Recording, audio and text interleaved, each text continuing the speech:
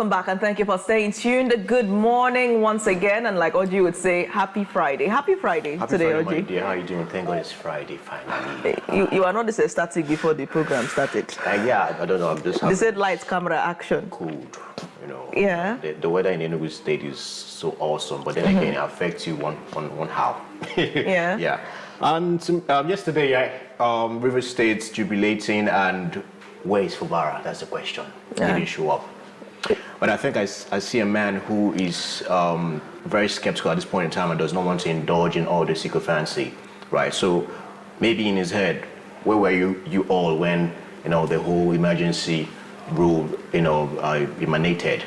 You guys didn't hit the streets to revolt against the murder of democracy, and now everybody's out there trying to praise and jubilate in a jamboree way to welcome him back to the house, the GH government house, by the way. Where were you all when this murder was happening?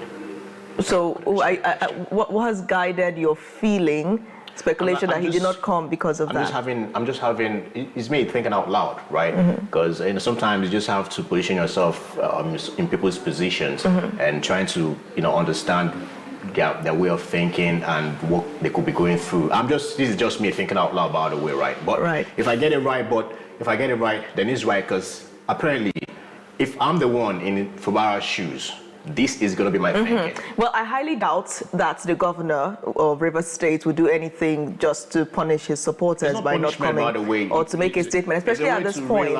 Realize his own grievances. Well, Oji, we have to establish that there's no official reason yet provided from him. I'm thinking out loud, right? Well, I'm not saying that's the position of the yes, that has. But if I'm in his shoes, right, this is how I'm going to feel. Because when all these things were happening, everybody was all cold. Oji, right? Oji, your thought is that he's doing it because, but what I'm saying is there's no official reason yet. There's no official reason. So, but personally, I thinking out loud, I don't think, and I have to establish this, I don't think that the governor would actually do anything at that point to not show because his supporters did not throng out. And you have to recall that there were also protests. Some type of way, right? There were also protests against the emergency rule in Rivers at that time. So what kind of protest? Was the protest that loud? Well, see the jamboree, see how they're all celebrating. I don't know if all those are sponsored crowds, by the way.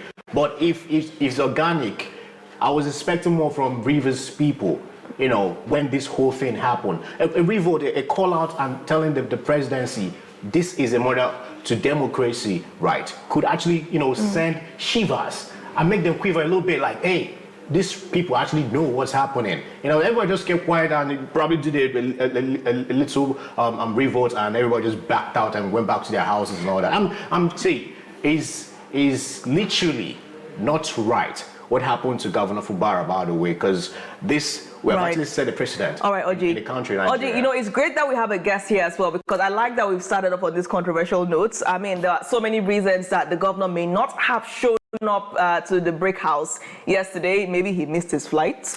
Maybe because during that interview with Nyesom Wike on another station, he did say that they had phoned each other.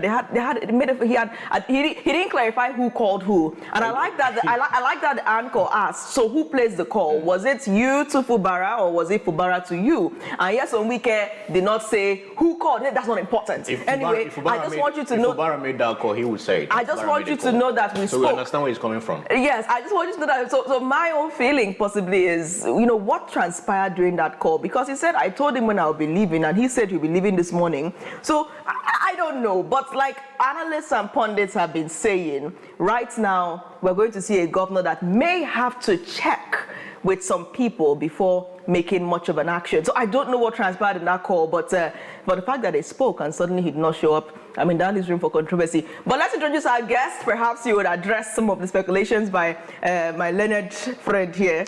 And of course, myself, Barrister Chidi Ujoatumba, human rights lawyer, CEO of Ujoatumba and Company. Barrister Chidi, good morning. Good morning, Natalia, and thanks for having me. Thank you for coming. So you've heard the argument. Let's not waste any time. What's your stand? Where do you stand on this matter? Where is Governor Siminalayi Fubara? Well, I don't know where he is, but I think Oji was trying to make a point. Though the political atmosphere may not be different, you can understand when, was it Kano or Kaduna, after election, INEC wanted to truncate the election. The people marched on the streets, and the kind of statement they made even made the court to shiver. But the political atmosphere may not be the same, because in this one, the people had already gone out to vote. They already have a governor before the president declared a state of emergency. So if we now bring your scenario into play, I don't think it will hold much waters, because Fubara himself, what did he do? What did he say immediately after the state of emergency? Natalie was right. There were pockets of protests all over the country, not just in Rivers State. And like for something law cases, lawsuits are still lying now undecided in respect to the legitimacy of the declaration of the state of emergency. At this point, I don't think that the people will do much, okay, because it is the president who allegedly truncated the democracy. So there's nothing that they can do. They cannot own all their allegiance to the state without knowing that the state is also a component of the federation. So I think I have to leave it at that. At this point, let us now tie the wrapper back and go into the headlines. Of course, I will unravel what the papers are saying. I've not seen any that has really given us a specific verified explanation as to why he did not show up. But I'll still hinge my own argument on that phone call. They should tell us what happened. Tell us who called who and what happened there on that call. If not, we'll go straight to MTN or Glo. No, service providers, I beg your pardon. And actually find out if we can get the transcript of that call, except they went to use the one that has end-to-end encryption. But we'll get to the bottom of it. Let's begin our headlines this morning with The Punch. Emergency rule, uncertainty in Rivers as Fubara delays return. Governor in Abuja may resume today, according to an aide. Assembly members resume. Wike denies plot to impose appointees on governor. Manufacturing imports bill widens 14 trillion naira trade deficit. On The Guardian, brain drain, exhausted doctors, long wait times, test public hospitals' care capacity. Group raises alarm over massive data breach in Nigeria.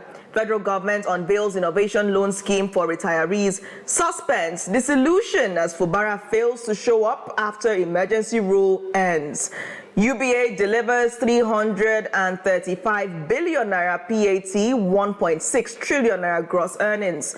Osun PDP wants suspicious letter on local government funds case probed. On New Telegraph, Rivers Assembly to probe Abel's spendings as sole administrator. I spoke with Fubara yesterday. Peace has returned to Rivers, according to Wike. Fubara absent as busloads of supporters storm government's house. Rivers Assembly rule will hurt Nigeria's democracy for long, according to Obi. Tinubu arrogated power of constitution to himself, according to ADC, as Pandef hails restoration of democracy. Insecurity NEC declines deliberation on state police, endorses Nasene's solar irrigation pumps, put ECA at $535.8 million. Also here, federal government ends passport production at multiple centers after 62 years. Dangote refinery marketers wanted us to increase pump price by 75 naira. Wike to DSS. How or allow demonstrations, much rather, says he's building Abuja roads for Nigerians. I'm moving on straight now to the Daily Times. And the top story here, security flood preparedness, state account balances, top neck agenda. Woman burns minor's private part over witchcraft suspicion. COVID-19 not totally eradicated. Medical experts urge Nigerians to be on guard. EFCC rearraigns ex-power minister Agunloye over alleged $6 billion fraud. Federal government sets December 31st deadline for mining coins to conclude community development agreements. 62 years after Nigeria gets centralized passport center, targets 1 week delivery. And on Platform Times, selfish leadership threatens Nigeria's future, according to Jega. Former INEC boss laments collapse of accountability, urges visionary people-focused governance. British Council federal government stakeholders push creative economy growth at Enugu Summit. Nigerian universities need fundraising VCs, not just professors, according to Abimbola. Abiodun under fire for allegedly stopping road construction facilitated by ex-governor Daniel. Bauchi housewife burns minor's private parts with hot knife over witchcraft allegation. Federal government gives mining firms December 31st deadline to sign community development agreements. Army court-martial sentences soldier to death for killing tricyclists in Bauchi. Bandit surge, Kwara moves NYSC camp to Ilorin Polytechnic. And of course, lastly here, police demand reliable data as Lagos records 70 femicide cases in 4 years. Daily Global. 2027, those pushing for Jonathan's return looking for crisis, says Wike. Empty government house as Barr fails to resume. Fire incidents. When will Governor Sanwo-Olu listen to primates? Ayodele. Marketers want us to increase pump price by 75 naira, says Dangote. FG pays out 330 billion naira cash transfers to poor Nigerians, says Edun. Dangote to import electric trucks. Defense Industries Corporation of Nigeria and Oida Energy Limited signed landmark MOU to establish Nigeria's first in-country oil-field shaped change manufacturing facility. And lastly, on Daily Global, troops of Free Division Joint Task Force Operation Enduring Peace raid illegal arms manufacturing factory, arrest weapon fabricator, recover arms and ammunitions in Plateau State. Nigerian Tribune. Osun PDP asks FG High Court CJ to probe suspicious letters on Osun LG funds case. Says it suspects one of the letters was backdated. The letter is right there. Rivers supporters throng Port Harcourt streets. Fubara keeps them waiting. He will resume. I spoke with him. No law says he should resume yesterday, says Wike. Assembly to probe Iba's tenure. Asks Fubara to submit names of commissioners appropriation bill. FG ends passport production at multiple centers after 62 years. Moving over to these days. Governor Barr, Enugu will use coal to generate 1,000 megawatts of electricity. Vows not to treat mineral resources as stranded assets. Discloses crime rate in Enugu reduced by over 80%. Says Enugu Air to take delivery of 6 planes before year end. NBCC President insists Enugu on the move. Witnessing infrastructure expansion. British Deputy High Commissioner, UK accounts for 65% of Nigeria's FDI. Osun PDP asks FHC Chief Justice to probe suspicious letters in LG funds case. Says one of the letters may have been backdated. And this one says tributes pour in for victims of Afriland fire. Tinubu Atiku Sanwo-Olu Obimon. Zenith Bank's gross earnings hits 2.5 trillion naira in H1 2025, declares 1.25 naira interim dividend. And this one says, come and invest in Enugu. We are open for business. Moving over to Vanguard. Rivers Assembly resumes sitting. Fubara fails to show up. UBA delivers 335 billion naira PAT, gross earning up 17% to 1.608 trillion naira. Government ends passport production at multiple centers after 62 years. Marketers want us to increase pump price by 75 naira, says Dangote. Flood alert.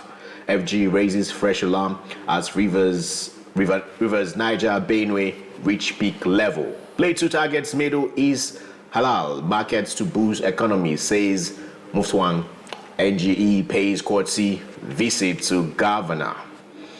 Osun LG's crisis, probe judicial irregularities, PDP tells CJ. Moving over to the last one right here, Daily Sun. Rivers Assembly to probe Ibas. Atiku, ADC tackle Tinubu over emergency rule. CDHR hails Fubara's reinstatement. Rivers elders preach unity, reconciliation. Governor Barr, Enugu to generate 1,000 megawatts from coal. Says we will not treat our coal as stranded assets. Enugu Air to take delivery of 6 planes before year end. NBCC President. Enugu Estate on the move, witnessing infrastructure expansion under Governor Barr. FG warns of looming downstream flooding as rivers Niger, Benue, others hit peak levels. H1 UBA posts 335 billion naira PAT, 1.608 trillion naira gross earnings. We are committed to lasting returns of shareholders, says Alawuba. Oshun PDP asks Federal High Court CJ to probe suspicious letters on LG funds case, says it suspects one of the letters was backdated. Passports now to be ready under 24 hours, assures FGN. Lastly, $6 billion fraud. EFCC to rearraign ex-power minister Agunloye. Yep. All right, thank you for those headlines. Oji, I think we'll start with where we obviously started the show this morning. That's Fubara's absence from Government House during this transition. Now, we'll take this story from The Punch. We're seeing a little very nice article here. They're linking the failure of Fubara to show up on Thursday due to ongoing talks on important appointments in the states. Now, multiple sources revealed to The Punch that a lot of these appointees, including the Secretary to the State Government, the Chief of Staff, and the majority of the commissioners that will be appointed by Fubara should come from Wike's camp. That those are the names that are coming up. And we understand that the FCT minister, during that interview on another station, debunked these claims, saying that he cannot impose anybody on the governor. Why would he do that, right? And then we're also seeing the Rivers State House of Assembly demanding that Fubara immediately sends the list of appointees to them, right? So they're linking this to why he refused to show up. We also saw Wike saying that there is no law that mandates the governor to resume or to have resumed yesterday. That he mustn't be in Government House to govern. Governor doesn't mean you have to be in Government House. I mean, all of a sudden, do you see Wike is now the spokesperson of Governor Fubara? I mean, he was asked a question. Let's put it in proper perspective, okay? Because I'd like us to really hit the nail on the head. Let's put it in perspective. He was at an interview and he was asked a question, and this was his response. Yes, but he was speaking from the no. He's speaking like someone who knows where Fubara is, someone who knows the reason why Fubara have not been able to show up. So Wike is not kind of trying to distance himself from Fubara's inability to return back to the Government House. He knows why he's not returning. He knows everything. Wike knows everything about himself now, and he knows everything about Mr. Fubara. So don't you think something is fishy? So let's shift away from Wike and look at the situation on ground. This is not about what Wike said and what the fact is that was it mandatory for Fubara to return to Government House? No, it's not. I mean, the president said that the emergency room was called up at midnight. Yeah. Right? So should Fubara, seeing the reports, because reports already said going online showing his supporters were out there, do you think that the governor should have made an appearance? I mean, what could have made him see that influx? Honestly, I don't even think Mr. Fubara ought to have made a grand appearance. This is a model of democracy. But it was a really significant moment. It's not. What makes it significant? Very significant moment. There is nothing. I fail to disagree with you. I fail to disagree with you. There is nothing significant about Thursday. There is absolutely nothing significant. 6 months of modern democracy. 6 months of suspending all the elected executive officers. 6 months of trying to batter and barge this guy into agreements that shows that democracy is dead in Rivers State. 6 months of the federal government hijacking the power of elected government. What is there to celebrate? Come back for what? No, Barrister Chidi. No, what is he coming back for? We're not linking significance to the need to celebrate. Let's shift away from emotion and look at the facts on ground. Can we do that for 1 minute? Okay. This is not about coming back and celebrating. Significance for me is not celebration. What I'm saying is, the governor of Rivers State had been away for 6 months, and we understand that at the time of, the expectations building up, he was in Abuja. Reports suggested that he had arrived in Abuja. So ultimately, one would have expected that he would have at least been in the state. I mean, the suspension has been called off. That is what it symbolizes, that there's supposed to be a governor there. You're seeing headlines saying transition as no governor in sight as Rivers transitions. Yes, it's good. I'm not saying it's not about being good or bad. Yeah. The thing is, he was supposed to be back in the state. There was no statement. And if not even appearing, yes. If not even appearing, at least some kind of, yesterday, many hours went by. The baton had been passed back to Fubara. There was no utterance confirming that he had accepted his renewed mandate to continue to govern Rivers. It's good. This is a sign to show us that all things are not equal. This is a sign to show us that what really happened in Rivers State is not was something that anyone can rush and embrace. Okay, probably talks are still going on. They've had him on the cage. They took away 20 local government chairmen from him. Okay, he's more or less like a ceremonial governor in Rivers State. Why would someone leave a state and still have a hand in that state and still be controlling the resources of that state? Let's face democracy. Let's face real talks. I don't think what is happening in Rivers State is something that Fubara will even be happy to come back to. Because left to him, he would have wanted to be the governor that he's elected to be. So now, we're talking about significance and what we do mean by significance. Now, his lack of appearance does not mean anything. It means the absence of the governor during that transition. Doesn't he raise his own question? Isn't it important that we assess in former time, the possible causes? When state of emergency are declared, okay, sometimes you see the governor still being there, just like when Goodluck Jonathan did it in Borno and other states. The governor was not removed. The governor was there. But the federal government took care of other things because of insecurity. But here, you suspended the governor, you suspended the deputy governor, and all of that, and they left for 6 months. So let's and again, do you know that the administrator appointed the heads of parastatals? Okay, there's a lot of gap. There's no communication even between him and his supporters. There's a lot needs to be done. It's not something that he can just come in immediately and probably make a statement. He's surveying the political environment, and I think it's right for him this time around. Chidi, yes, it's away from what is right and what is wrong. There were thousands of people outside the State House. Did he tell them to come? Yesterday. Did he tell them people would come, and I think that is even when people are actually making the news for you, it shows that something is happening. I mean, you can look at the footage. Thousands of people came out. The governor had 24 hours. Let me finish. 24 hours. There was not a word uttered. Even if there was some kind of explanation to say, this is why I've not come back, that would have shown that he still had some kind of hold. So I ask you again, is it not significant that the governor was nowhere in sight, posted a no-show during a significant time as a transition from emergency rule to democratic governance? And no-show doesn't mean coming to wave at supporters, but even an utterance, something to show that you have accepted to continue. And if he didn't, is it not still significant that his silence means that something is in the offing? I agree with you. His silence means that something is not quite well. We cannot force him to talk.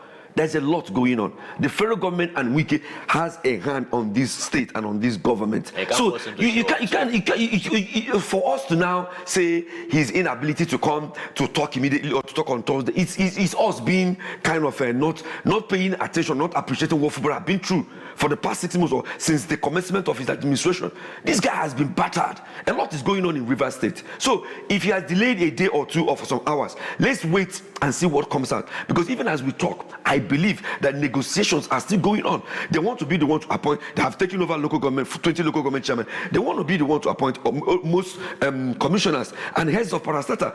Where does it work that a governor will just be there and his own staff will be the one telling him what to do? What they are doing in Rivers State, from what I'm getting from the grapevine, it's really, it will, like Obi rightly pointed out, it will hurt democracy even years after. So I don't think he's silent. His silence is significant, I agree. But it's significant now for us to know that you can't beat a child and also at the same time ask him not to cry. Well, let's just say that 2027 is sacrosanct for President Tinubu, by the way, when it comes to Rivers State here. And New Telegraph says here, Rivers Assembly to probe Barr spendings as sole administrator. Please, what's your thought to this, right? Because at the end of the day, is this to save face? Is this to pretend that, hey, we're back to work? But a lot of them align. They are also working for the same grandmaster. Exactly.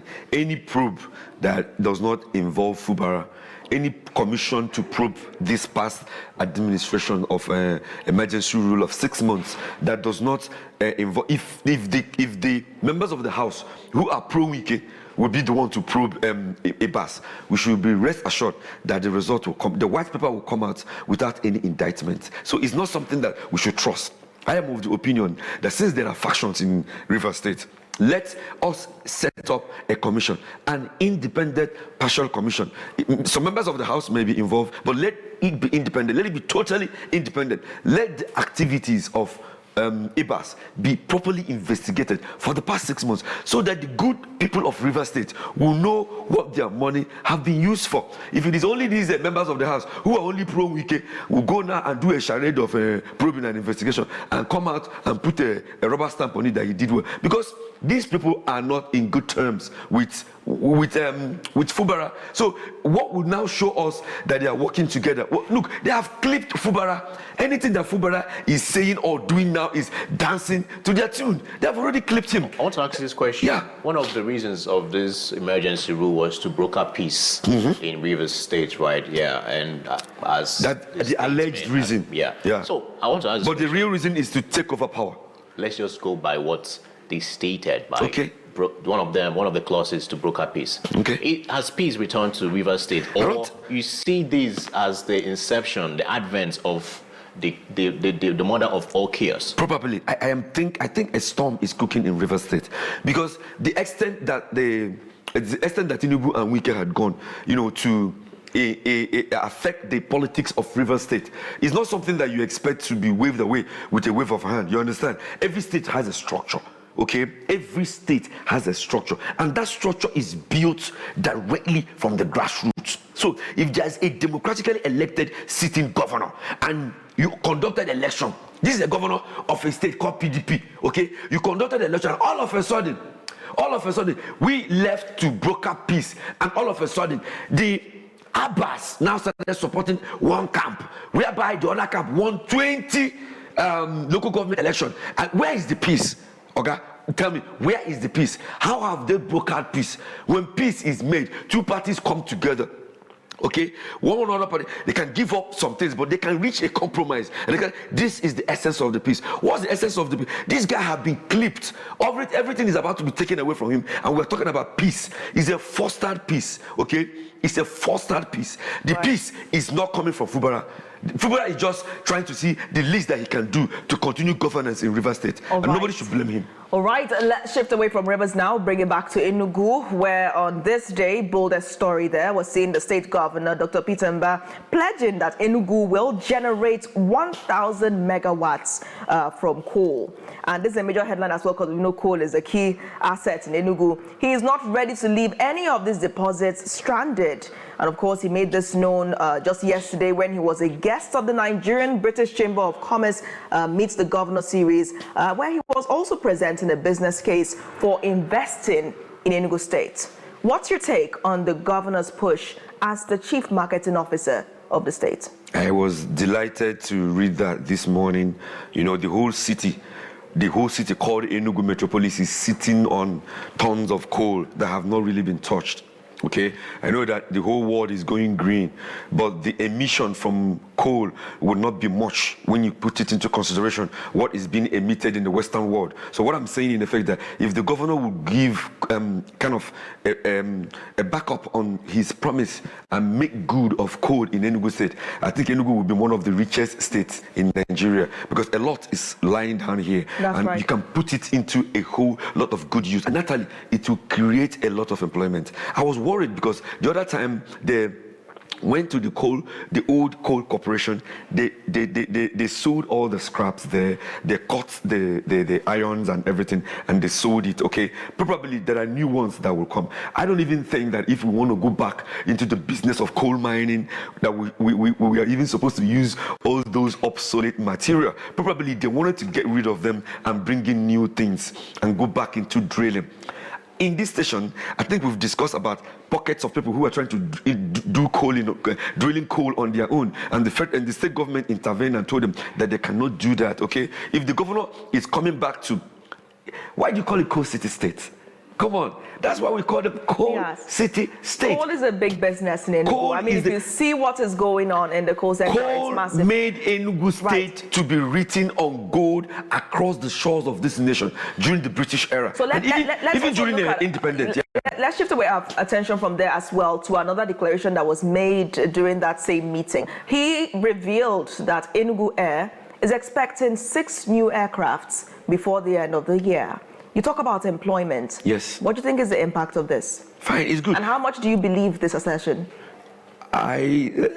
Someone might say it's bogus when you put into consideration the cost of airline, the cost of management, and all the rest of them. But this is a governor that is very, very visionary when it comes to developing an Enugu state.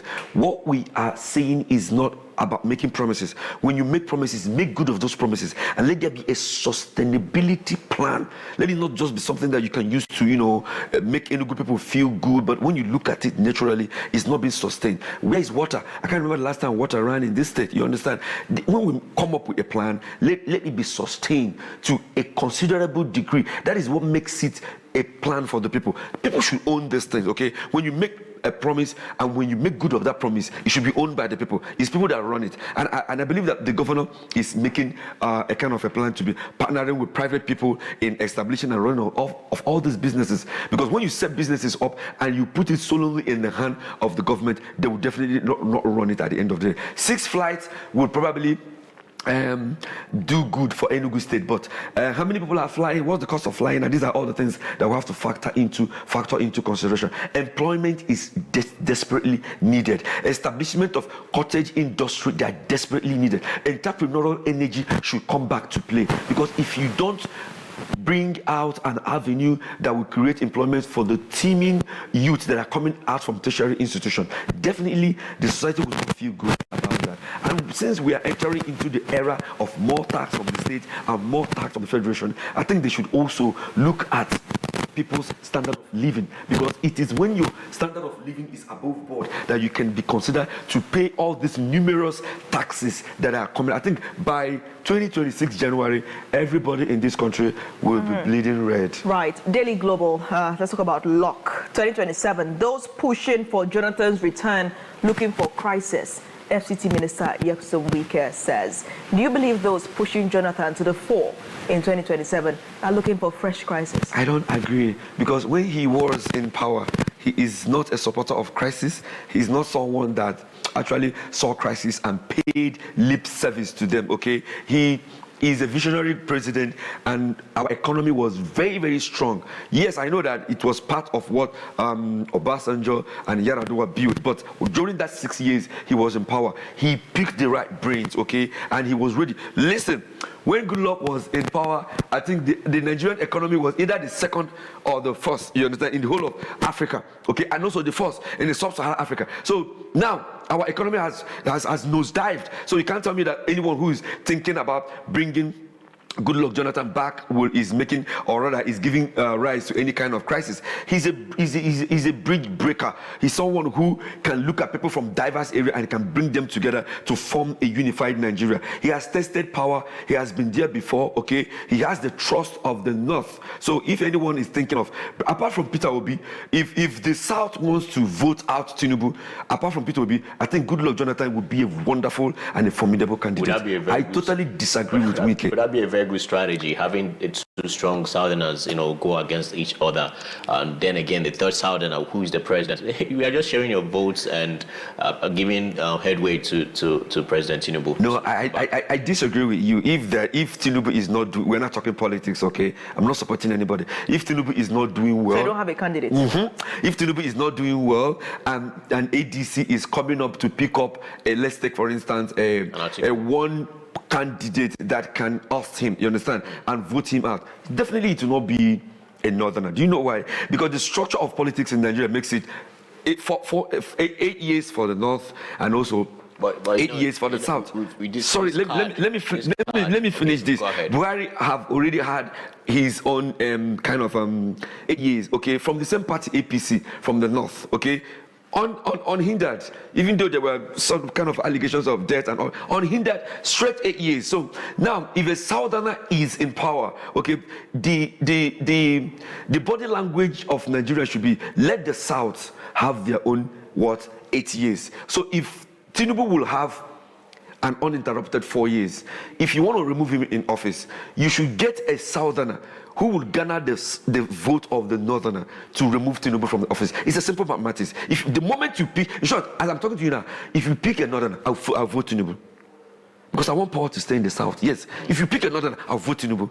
That's why you see some southern governors wanting to back Tinubu, because it's now no more a thing of competency. Okay, it's now a war of north and south. All right, OGP, make a point. Strategy, right? Strategically, come 2027, which party do you think would be that strong opposition? ADC, PDP, LP. LP is there, right? Definitely. Oh yeah, true. Like we rightly pointed out, the diversity or the polarity of these multifaceted political parties made it easy for APC to win in 2023. But now, the opposition have started. The only problem we have is, will the ADC party give their flag, pick up a southern flag bearer, okay, to go against Tinubu? That's all we are talking. Right. If they don't do that, definitely Tinubu will win them in 2027. Time is up. Thank you once again for joining the review this morning. We'll surely come I wanted to talk about. I know. Why did the NEC refuse to talk about state police? We will talk about that. Definitely, if NEC refuses, we'll take it up. We'll take it up. Thank you once again, Barrister Chidi, for joining. When we go on this quick break and return, we're going around the region. Today, we take you straight to, in Enugu. We'll start with Enugu, and then our march will continue to Rivers. Then we'll go to Imo and find out how proud Hope Uzodinma is about Imo Concord. How much is it being revived, and will it be ready before the planned October, dates are set by the contractor? The Morning Show returns in seconds. Stay tuned.